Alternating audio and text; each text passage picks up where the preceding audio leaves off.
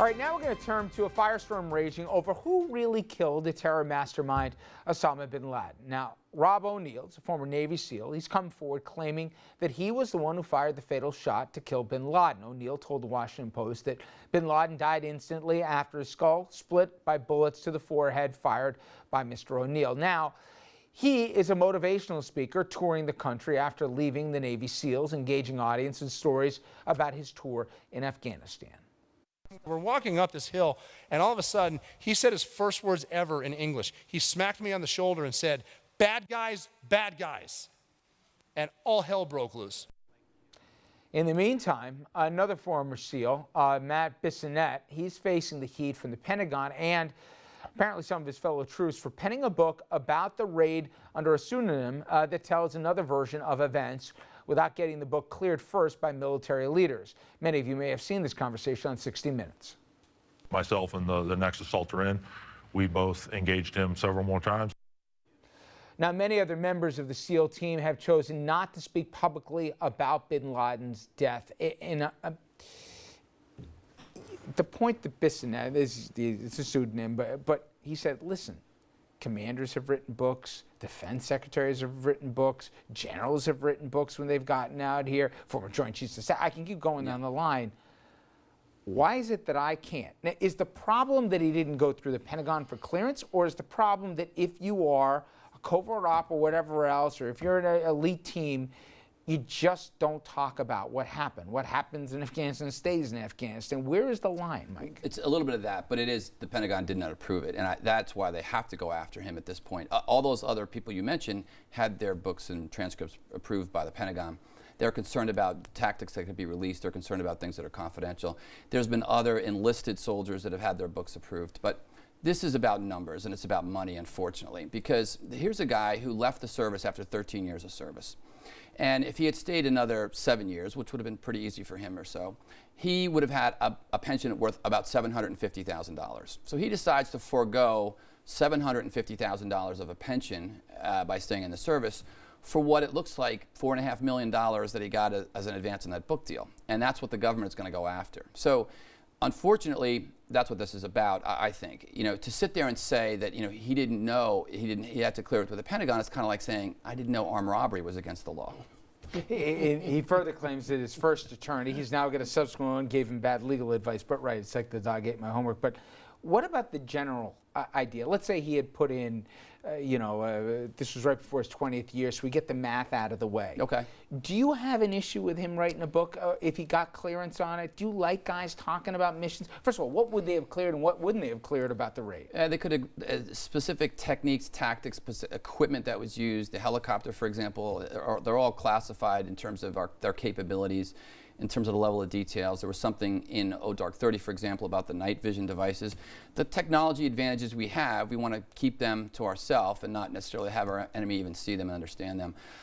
But you know, he does have the right on some level to stay within the boundaries. Do you have a problem with it, though? I mean, the thing is, you talk to those guys, they one after the other wants to give the other person credit. You know, they're pushing somebody else to the front, not themselves. I think that's where that community is struggling right now with it, and they look at two guys that are clearly self-promoting. It's just not something that's in their DNA, and this has been going on for 30 plus years. Yep. Just doesn't pass the smell test. No. I'm sorry. And that book deal that you mentioned, the $4.5 million, that's just the book deal. Now you add maybe another $1.5 million for speaking tour around the country and selling books at those events. We're talking about a lot of money. Just doesn't pass the smell test. Sounds like something you know about. No, and also, and then you can option it into a book deal, right? Into a movie deal or something. Okay, to the more serious and the more hopeful, I would say, and I invite everybody to, make their opinions heard on the issue we just talked about. Just go over to Twitter and Facebook and answer a question regarding that book. Okay. Today, it was an important announcement on the eve of Veterans Day. The VA Secretary, the new VA Secretary, Robert McDonald, announced what he is calling the biggest reorganization of the department's history. And again, on the eve of Veterans Day. The focus, it's on improving care for veterans and the system in which they seek treatment. The reforms, they come after a massive scandal earlier this year that led to McDonald's predecessor resigning. In some part of the U.S., events are already underway to honor our nation's veterans. And here in Washington, the Veterans Affairs Department announced its highly anticipated game plan to improve service and care for the nation's 22 million veterans. We need to be more veteran-centric. We need to focus on veteran outcomes. The VA will establish what it calls a Chief Customer Service Officer who will report directly to the Secretary. The department will also establish a single regional structure that brings together a wide range of services, including health care, loan centers, and other benefits. The goal is to streamline what has been called a clunky, confusing system that required multiple usernames and passwords.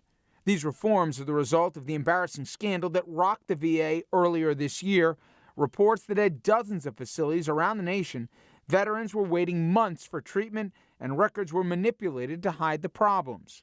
A whistleblower even came forward to say that at the VA hospital in Phoenix, Arizona, some veterans may have died while awaiting care. McDonald was previously a CEO of Procter & Gamble. He's also a graduate of West Point, and he served 5 years in the Army.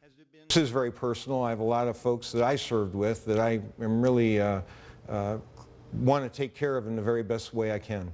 The Veteran Affairs Department says its goal is to have this reorganization completed within a year.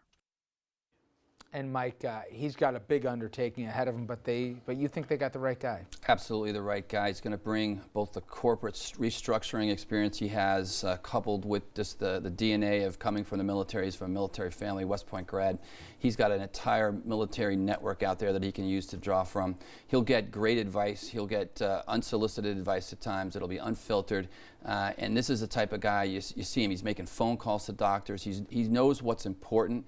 In terms of this restructuring, the announcements today, for example, just kind of breaking down the geographical silo and what's happened to veterans is the same veteran of today is just not what it was 30, 40 years ago, which is where the current VA structure has been based on, the World War II, the Vietnam vet.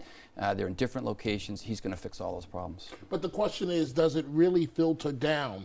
He may have excellent credentials, but does it filter down from the top to the very bottom in terms of the medical care? What happens, Richard, and I know you're into investigating things like this, what happens a year from now when the glare of the media is not looking at this situation? You know, I think, and Mike's much closer to this, but from what, if those at home may have seen this, it was a really good profile, I thought, of him in 60 Minutes last night. The one thing that he's approaching is from a customer service background. And when you say, well, how does that fit?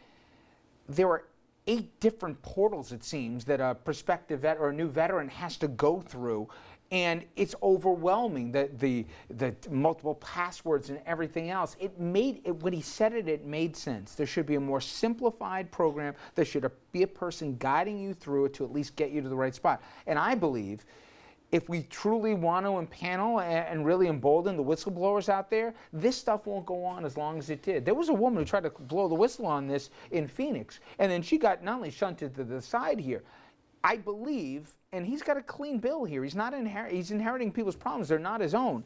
He's honestly saying, if you hear something, you let me know. We're going to, with the disinfectant, the best kind of is sunlight here. Yeah. Let everybody see it and put it on the table. You know, he's self-motivated. I understand your point, though. Yeah, but he's self-motivated. You haven't heard from him the past 90 days just because he's doing what good leaders do. They walk around, they check things, they make sure they're getting all the facts. He puts together a plan, he goes from there. What he'll do is he'll put his people in certain key spots, and then they'll work off of commander's intent. And what that means is they'll know how to act in the absence of guidance. And you hear him say, we're going to take care of veterans. We're going to treat, we're not going to tolerate people that don't have high integrity, that don't understand that the veterans are important. All of those people that he'll surround himself with will have that goal in mind. So again, in the absence of any guidance from him, they'll know what to do. I think the dirty secret's going to be, here's where the unpopular thing's going to happen.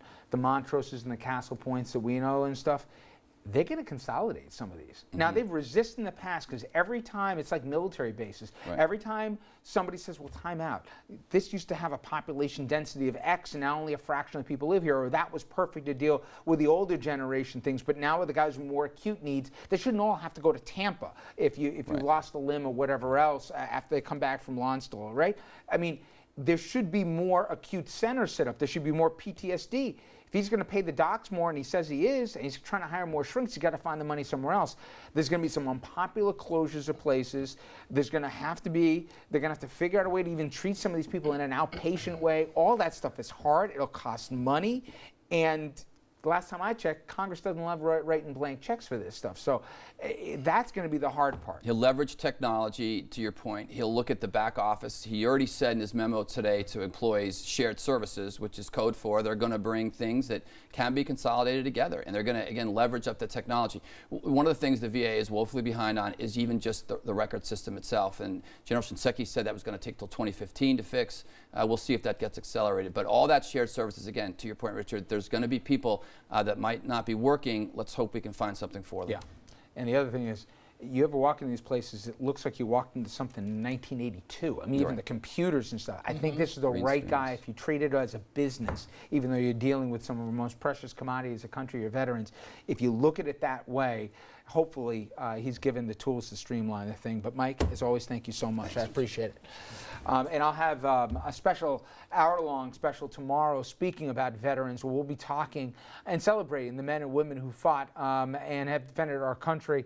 And we'll also have a continuing conversation on the subject with Mike. Again, that starts tomorrow at 6 p.m. Coming up next, we're going to be joined by a name that many of us didn't hear of earlier in the process, former New York gubernatorial hopeful Zephyr Teachout. I can't forget that name.